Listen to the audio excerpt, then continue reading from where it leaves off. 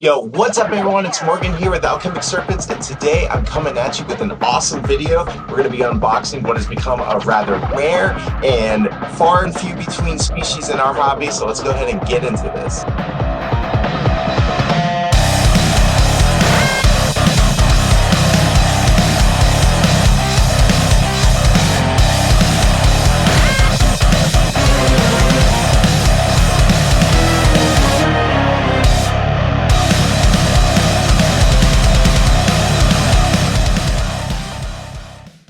We have here not one, not two, but three wild-caught emperor scorpions straight from Africa.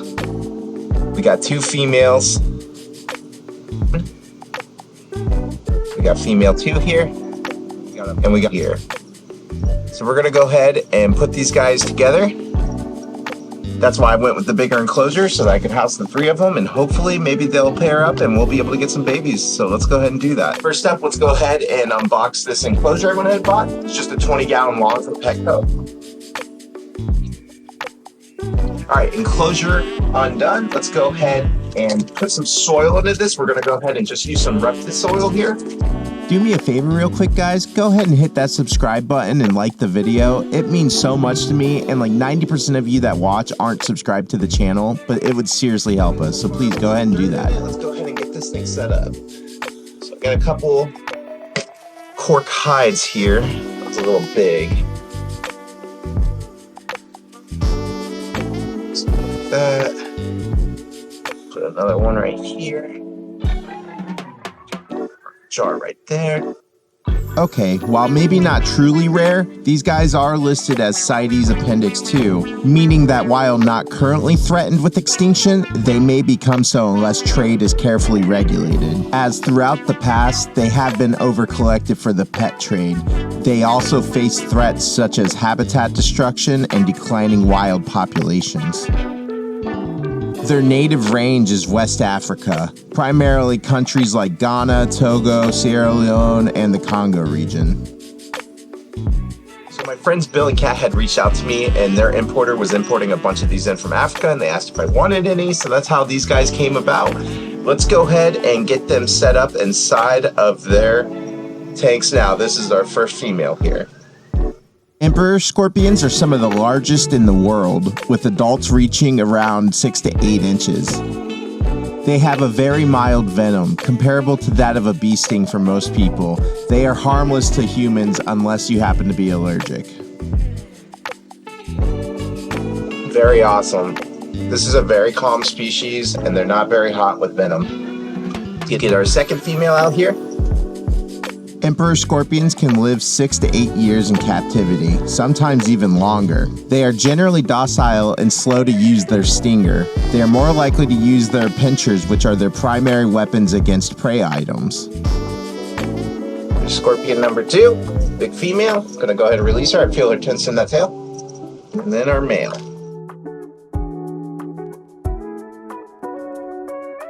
Here's our male, guys. Ooh, he's trying to pinch me. We're gonna go ahead and get him set up now. Their diet in the wild consists of insects and small vertebrates, like small lizards or mice. In captivity, crickets, roaches, mealworms, or even the occasional pinky mouse, though not necessarily, all work very well. Don't go fighting. Here it looked to me as if the male was trying to court the female. But yeah, she wasn't very receptive to this, and then I had to sit by and watch the mosh pit. Ooh, ooh, ooh, ooh.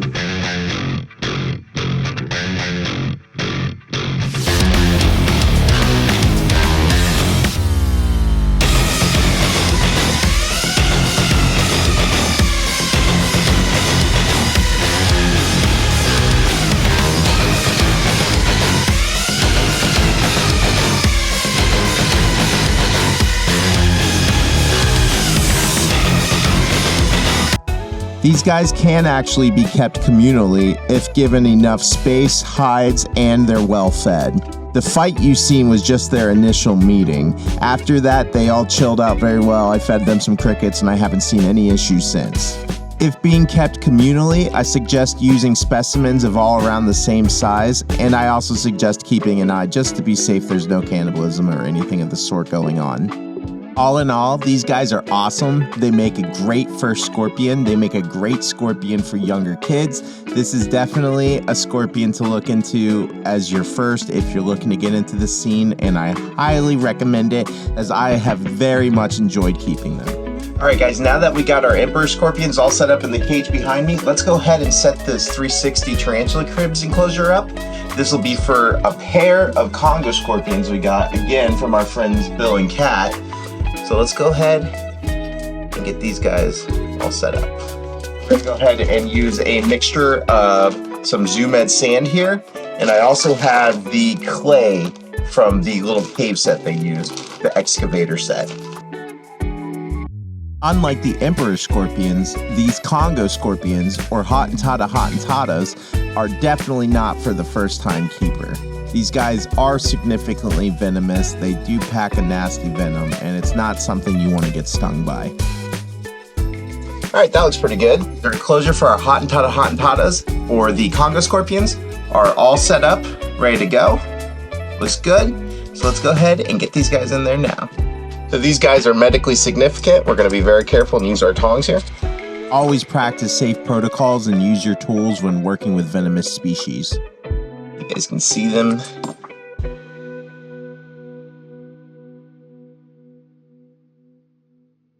Very cool species. These are wild caught from an import from Africa. Definitely is nice to have friends that are into cool animals. All right, let's go ahead and put these guys away.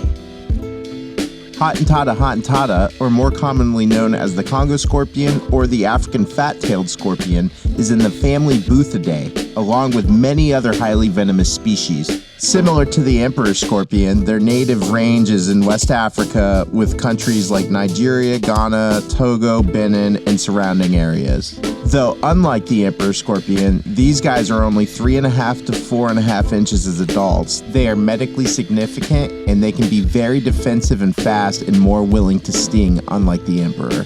While their venom is typically not fatal to that of a healthy adult, there is active venom research involving the African fat-tailed scorpion. Though not as widely studied as some other medically significant species such as Leiurus conquestriatus or the deathstalker, Hottentota is of interest for medical, biochemical, and pharmaceutical research due to the complexity and potency of its components.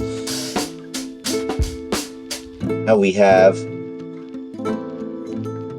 our two Congo scorpions in here.